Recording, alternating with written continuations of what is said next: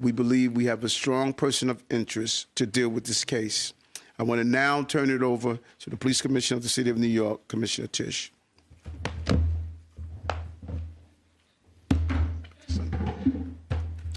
Thank you, Mayor. Good afternoon, everyone.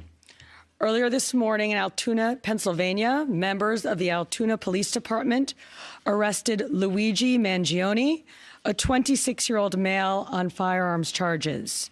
At this time, he is believed to be our person of interest in the brazen targeted murder of Brian Thompson, CEO of UnitedHealthcare, last Wednesday in Midtown Manhattan.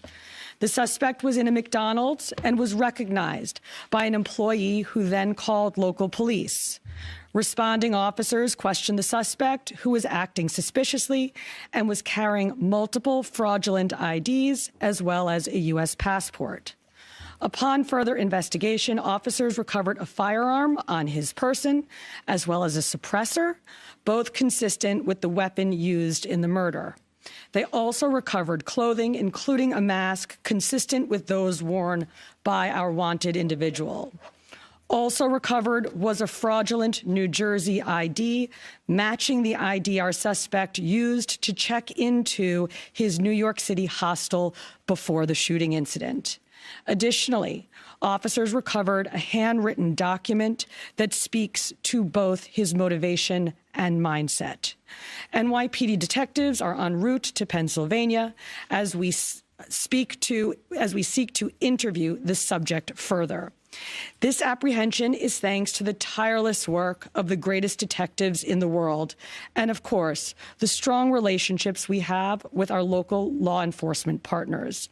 On every level, local, state, and federal, we all serve the same public safety mission. And this case, which captured the attention of an entire nation, is another example of how connected we are and how important it is to work together, share information, and pursue every lead. For just over 5 days, our NYPD investigators combed through thousands of hours of video, followed up on hundreds of tips, and processed every bit of forensic evidence, DNA, fingerprints, IP addresses, and so much more to tighten the net. We deployed drones, canine units, and scuba divers. We leveraged the domain awareness system, Argus cameras, and conducted aviation canvasses. And our detectives also went door to door, interviewing potential witnesses and doing the good old-fashioned police work that our investigators are famous for. This combination of old-school detective work and new-age technology is what led to this result today. And we must also acknowledge the instrumental role the media and the public played in this case. The images that we shared with the public were spread far and wide, and the tips we received led to the recovery of crucial evidence. We should never underestimate the power of the public to be our eyes and our ears in these investigations. This is the third time in 3 weeks that a member of the public has seen something and said something and done something that led to a high-profile arrest. The triple stabbing homicide in Manhattan, the gunpoint robberies in Queens during which an NYPD officer was shot, and now this. Now, the case will continue through the criminal justice process, and while we are proud of today's accomplishment, we must, of course, remember that a family is in mourning. I want to again extend my sympathies to Brian's family, his co-workers, and all who knew him. Finally, I want to thank the women and men of the NYPD, especially our Detective Bureau personnel, with a strong assist from our intelligence analysts. We also thank the SAC of the FBI's Criminal Investigative Division, Leslie Rodriguez-Bekshies, and I want to commend the staff of the Manhattan DA's office, and especially DA Alvin Bragg. He has been working with us 24/7 on this case, and I am incredibly grateful for his partnership.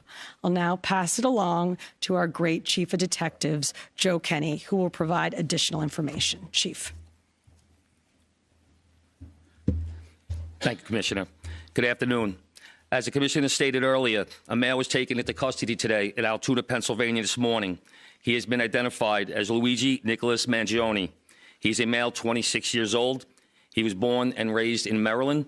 We know he has ties to San Francisco, California, and his last known address was Honolulu, Hawaii. He has no prior arrest history in New York. Members of the NYPD Detective Bureau are currently traveling to Pennsylvania with members of the Manhattan District Attorney's Office to interview this subject. This case was brought to a successful conclusion based on the coordinated effort between numerous NYPD units, including the Intelligence and Counterterrorism Bureau, our federal partners at the FBI, the Manhattan District Attorney's Office, and, of course, members of the Altoona Police Department in Pennsylvania.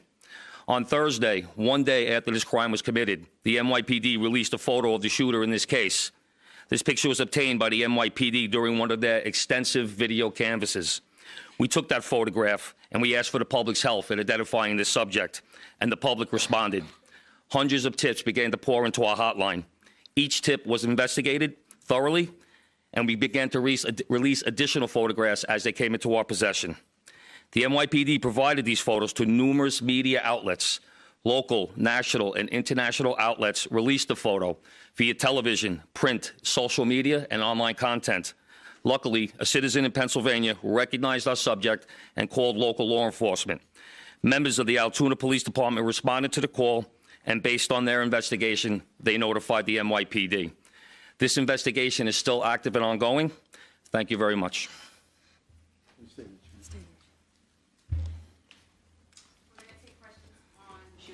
And then we'll... Mark? I had a couple of questions about the document that he was found in possession with. Can you go a little bit more in depth about those motivations that you mentioned? Was that CEO specifically named in that document? Was there anything more about him wanting to go after others? And also in that document, was there any indication that explains us how the level of detail that he went into killing him? Like, is there anything? Like I said, that document is currently in the possession of the Altoona Police Department as part of their investigation. But just from briefly speaking with them, we don't think that there's any specific threats to other people mentioned in that document.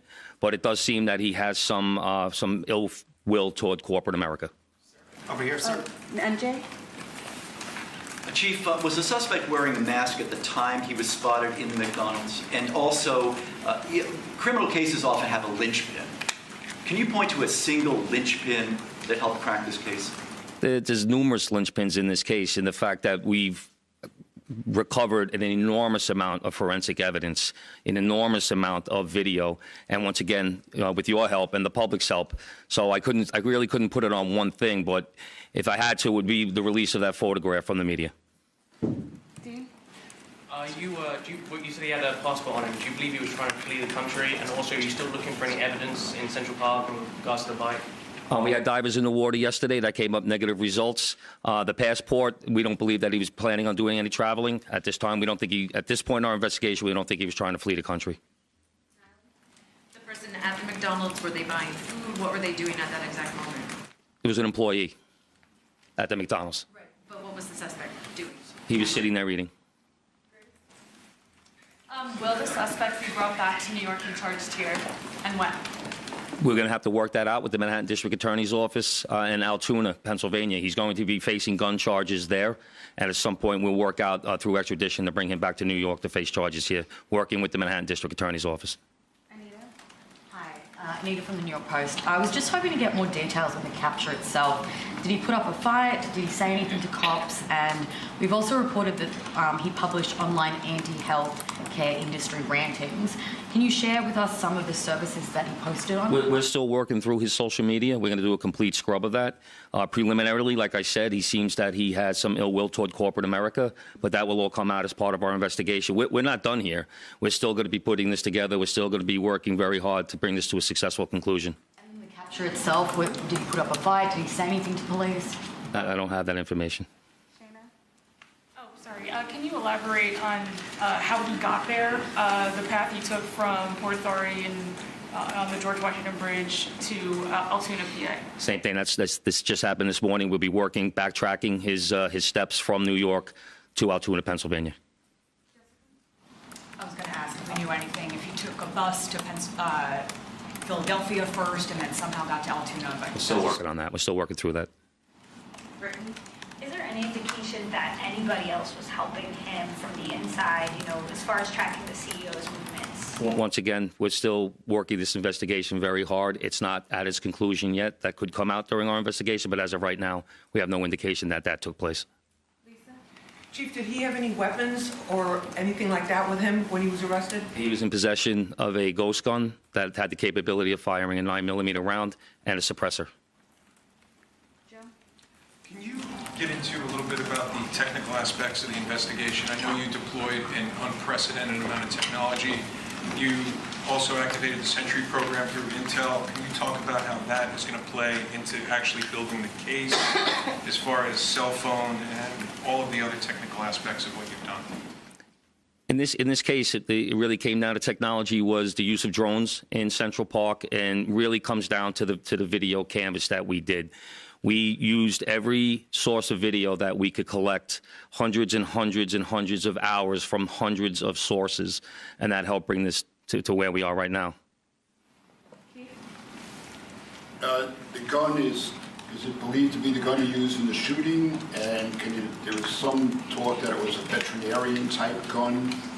Is that accurate? No, as of right now, the information we're getting from Altoona is that the gun appears to be a ghost gun.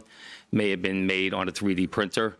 The capability of firing a 9mm round, obviously that will come out during our ballistics testing. Oliver? Yeah, Oliver Barnes from the Financial Times. Do you have any indication like how long this handwritten, is it a handwritten manifesto that you found on the suspect? And then also whether or not he put it online at all? Don't know if it's online. As of right now, it's a handwritten 3-page in Hawaii. And you knew him by name before today. Was his name on your radar? Excuse me? Was his name on your radar? Was he someone who you had been looking into before his arrest? No, we did not have his name prior to today.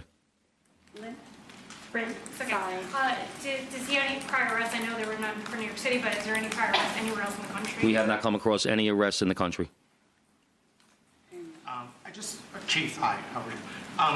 On two things. On the ghost gun, is it something you're going to be looking into to see if he made it himself and can he make that himself, or would he have to buy the gun the way it was? No, once again, that'll be part of our investigation as we follow up. I mean, obviously he's going to face murder charges, but is there any chance that he could face any other charges because he was targeting the CEO and because of his writings and other things that we're now finding on him? Federal charges or that determination will be made by Alvin Bragg. Yes, what connections does he have in Pennsylvania that you know of? And are they in Altoona specifically? We believe he attended college in Pennsylvania. Does he know anybody in Pennsylvania? Wouldn't be able to tell you that. All right, we're going to take one more question on shooting, Marla, and then we're going to go. You talk about the manifesto having said things against corporations, but specifically UnitedHealthcare, and do you believe that Mangione acted alone? We believe at this point, our investigation is leaning toward he was acting alone.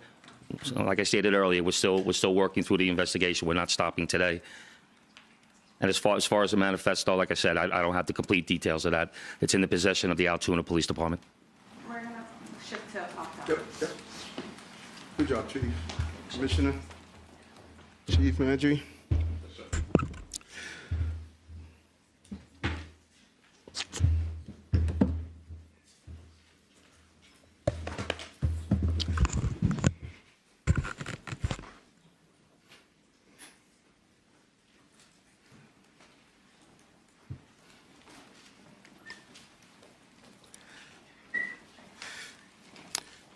Again, great job by the New York City Police Department. In certain aspects of this investigation and the crime itself is something that we have been zeroing in on, ghost guns.